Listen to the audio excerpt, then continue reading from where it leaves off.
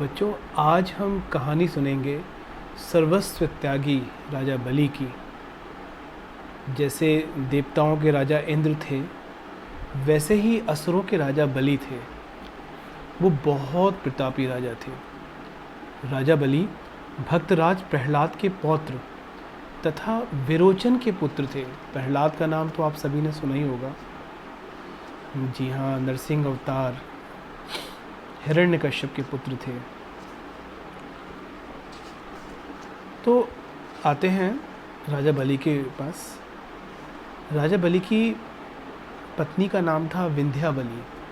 बहुत ही सदाचारी और पतिव्रता स्त्री थी। देवताओं और असुरों के बीच सदा ही किसी न किसी बात को लेकर लड़ाई झगड़ा व खींचतान चलती रहती थी, और इसमें सदा ही देवों को मुंह की खानी पड़ती थी। क्योंकि एक तो असुर लोग स्वभाव से ही दुष्ट होते हैं, हिंसक स्वभाव के थे, तो वो दया नहीं करते थे। अच्छा, देवता सोचते थे चलो किसी को मारे नहीं मारे, तो देवता किसी को मारने के पहले 100 बार सोचते थे।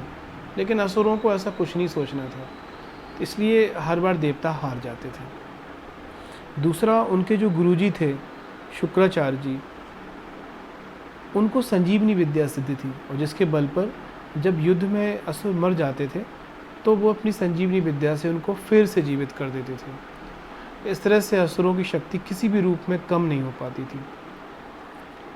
अच्छा, विष्णु भगवान के छल से अमृत पान कर लेने के कारण देवता तो अमर हो गए थे, पर इस बार असुरगण पराजित हो गए। इंद्र के अमोघ वज्र से असुरराज बलि मृत हो गए, लेकिन शुक्राचार्य जी की कृपा से फिर सब कुछ पहले जैसा हो गया। मृत बलि को फिर से नया जीवन मिल गया, और यदि शुक्राचार्य जी की कृपा ना मिलती होती तो असुर तभी नष्ट हो चुके होते। इस बात को राजा बलि और समूचा असुर समाज भली प्रकार जानता था। कृतज्ञ बलि शुक्राचार्य की सेवा में लग गए। बलि की सेवा से शुक्राचार्य अति प्रसन्न हुए, और उन्होंने बलि को शक्ति संपन्न बनाने के उद्देश्य से उनसे एक यज्ञ करवाया। इस यज्ञ में अग्नि से दिव्य रथ, अक्षय, तृण और अभेद कवच प्राप्त हुए। अब क्या था, असुरों की सेना पूरी शक्ति और उत्साह के साथ देवलोक पर चढ़ दौड़ी। इंद्र यह बात समझ गए कि इस बार देवगण असुर शक्ति का सामना नहीं कर पाएंगे, क्योंकि राजा बलि ब्रह्म तेज से पोषित तथा शुक्राचार्य की संजीवनी शक्ति से संपन्न थे। देखते देखते देवता देवलोक छोड़कर भाग गए। इंद्रपुरी की हलचल के स्थान पर एकदम सन्नाटा छा गया। अमरों का लोक असुर लोक बन गया। इस प्रकार असुरराज बलि ने तीनों लोकों पर अपना प्रभुत्व स्थापित कर लिया। बेचारे देवता डरे डरे छुपे छुपे रहने लगे। अच्छा, शुक्राचार्य चाहते थे कि बलि का प्रताप तथा यश और बढ़े। वे उन्हें इंद्र पद पर प्रतिष्ठित करने की बात सोचने लगे। इस उद्देश्य से उन्होंने राजा को अश्वमेध यज्ञ करने का आदेश दिया। तदनुसार तैयारियां प्रारंभ कर दी गईं। अश्वमेध यज्ञ के आयोजन का समाचार जब इंद्र को मिला तो वह भयभीत हो उठे। वह जान गए कि यह सब उनके इंद्र पद छीनकर स्वयं इंद्र बन जाने के लिए ही किया जा रहा है, और यदि ऐसा हो गया तो देव समाज का अस्तित्व भी संकट में पड़ जाएगा। 100वां अश्वमेध जैसे ही पूरा होगा, वैसे ही राजा बलि इंद्र बन जाएंगे, और फिर उसे इस पद से कोई नहीं हटा पाएगा। बहुत सोच विचार के उपरांत देवराज इंद्र ने देव माता अदिति के सम्मुख सारी स्थिति स्पष्ट की। अदिति अपने पुत्रों के भविष्य की चिंता से स्वयं ही बहुत दुखी थी। उसने अपने पति महर्षि कश्यप से प्रार्थना की, स्वामी, हमारे पुत्र इस प्रकार दुखी अवस्था में मारे मारे फिरते हैं, यह देखा नहीं जाता, इसका कोई उपाय कीजिए। महर्षि कश्यप ने इसका एक ही उपाय बतलाया, भगवान की शरण। अदिति ने इस काम के लिए फागुन के शुक्ल पक्ष में पूरे 12 दिनों तक पयोव्रत करके भगवान की आराधना की। इस अवधि में वह बिल्कुल निराहार रही, केवल जल और दूध ग्रहण किया। अदिति की आराधना से प्रसन्न विष्णु अपने शंख चक्र और गदा और पद्म सहित चतुर्भुज रूप में प्रकट हुए। बोलो भगवान विष्णु की जय। तथा उसी रूप में संतान बनकर जन्म लेने का वरदान दिया। यथा समय विष्णु अदिति के गर्भ से प्रकटे और तत्काल ही वामन ने ब्रह्मचारी का स्वरूप ग्रहण किया। महर्षि कश्यप ने ऋषियों के साथ मिलकर विधि विधान के साथ उनका उपनयन संस्कार संपन्न किया।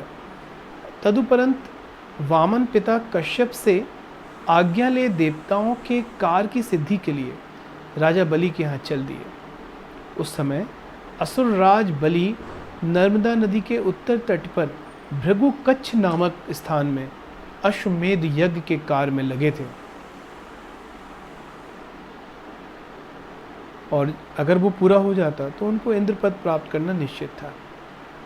तो भगवान अपने हाथों में छत्र, पलाश, दंड, कमंडल ये सब लिए भगवान वामन ब्रह्मचारी ने यज्ञ स्थली में प्रवेश किया। तो अग्नि और सूर्य भी तेजस्वी रूप वाले उस ब्रह्मचारी को देखकर राजा बलि, गुरु शुक्राचार्य तथा उपस्थित समस्त ऋषिगण उस तेज से अभिभूत हुए, अपने अपने स्थान पर खड़े हो गए। उस तेजस्वी ब्रह्मचारी के चरणों में झुककर प्रणाम करते हुए असुरराज बलि ने कहा, पधारिए ब्राह्मण, आपके दर्शनों से तो मैं कृतकृत्य हुआ। हाथ उठाकर आशीर्वाद देते हुए वामन ब्रह्मचारी मंद मंद मुस्कुरा दिए। राजा बलि ने उनके चरण धोए, पूजन किया और पुनः उनको भक्ति भाव से प्रणाम करते हुए विनीत भाव से प्रश्न किया, कहिए प्रभु, सेवक को कोई आज्ञा? भगवान बोले, तुम्हारी उदारता की प्रशंसा तो बहुत सुनी हमने राजन। तुमने अपने गुणों से प्रहलाद और विरोचन के कुल का मान बढ़ाया है। वामन के इन शब्दों को सुनकर शुक्राचार्य चौंक पड़े। शुक्राचार्य के मन में अनेक शंकाएं उठने गिरने लगीं। कौन है यह वामन ब्रह्मचारी? उस समय जबकि अंतिम अश्वमेध सफलतापूर्वक पूर्ण होने को है, यहाँ क्यों आया है? कहीं कुछ गड़बड़ तो नहीं है? बलि ने पुनः अनुरोध किया, आज्ञा करें भगवान। तो वामन भगवान ने कहा, राजन, हमें अधिक कुछ भी नहीं चाहिए अपने पैरों के नाप से मात्र 3 पग भूमि, जहाँ बैठकर शांत मन से हम प्रभु चिंतन कर सकें। वामन ने कहा, शुक्राचार्य के मस्तिष्क पर जैसे किसी ने हथौड़े की चोट की हो, ऐसा लगा। अब उनकी यह शंका पक्की हो चुकी थी कि यह सब कोई ना कोई षड्यंत्र है, यज्ञ में विघ्न डालने का। गौर से देखने पर अब वो पहचान गए, अरे ये तो विष्णु हैं जो वामन बनकर बलि को छलने आए हैं।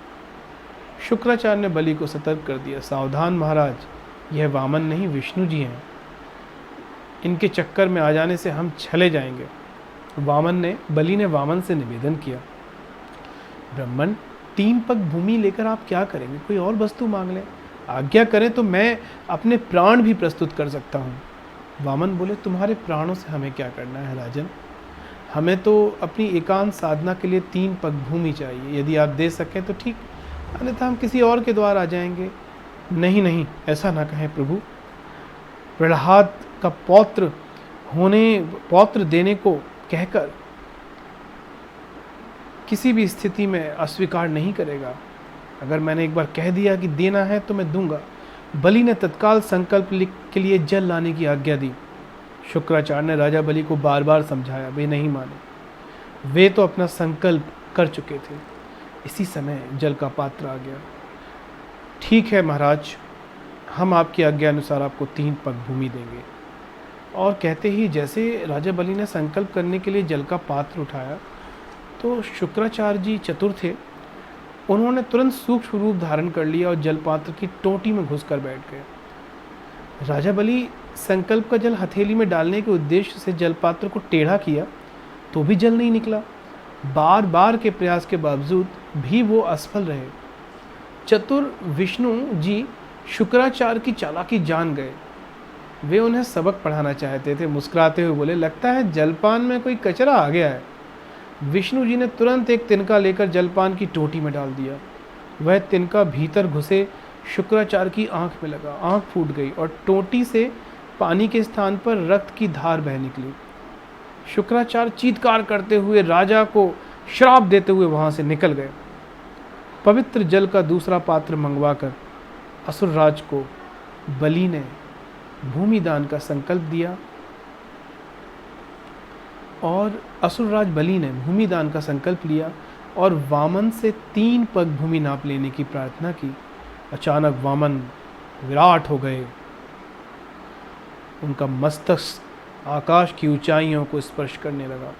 सभी देखकर आश्चर्य में पड़ गए। बलि सब बात समझ चुके थे, पर उनका संकल्प तो हो चुका था। विराट रूपधारी वामन ने अपना पहला पग उठाया और सारी पृथ्वी को नाप लिया। दूसरे पग में उन्होंने स्वर्ग आदि जो कुछ भी था सब नाप लिया। अब तीसरा पग उठा, लेकिन प्रश्न था उसे कहाँ रखें। 2 पग में ही सब कुछ नाप चुके थे। तीसरे पग को टिकाने के लिए जब कोई स्थान बाकी नहीं रह गया तो वामन ने कहा, राजन तीसरा पग कहाँ रखूं? राजा धर्म संकट में पड़ गए। अब वे क्या करें? उनका संकल्प कैसे पूरा हो सकेगा? यदि संकल्प अधूरा रह गया तो वो बहुत दुखी होंगे। तो सहसा कुछ सोचकर बलि बोले, प्रभु अपना तीसरा पग मेरे मस्तक पर रख दें। और बलि मस्तक झुकाकर वामन के समक्ष बैठ गए। विष्णु भगवान ने अपना तीसरा पग उनके मस्तक पर रख दिया। प्रसन्न होकर कहने लगे, तुम धन्य हो राजन। सब जानते हुए भी तुमने सर्वस्व दान करके मेरा मन जीत लिया है। अगले मनवंतर में तुम ही इंद्रपद प्राप्त करोगे। तब तक तुम पाताल में सुतल में निवास करो। मैं सदा तुम्हारे द्वार पर गदा लिए उपस्थित रहूँगा। बलि गदगद हो गए, खुश हो गए और विष्णु भगवान की आज्ञा से शुक्राचार्य जी ने बलि का वह अंतिम अश्वमेध यज्ञ सफलतापूर्वक संपन्न भी करा दिया। तो बच्चों, कैसी लगी कहानी? इस कहानी से सीख मिलती है कि हमेशा अपने कर्तव्य और संकल्प पे अगर इंसान डटा रहे तो भगवान उसको क्या से क्या बना देते हैं, ये हम सोच भी नहीं सकते हैं।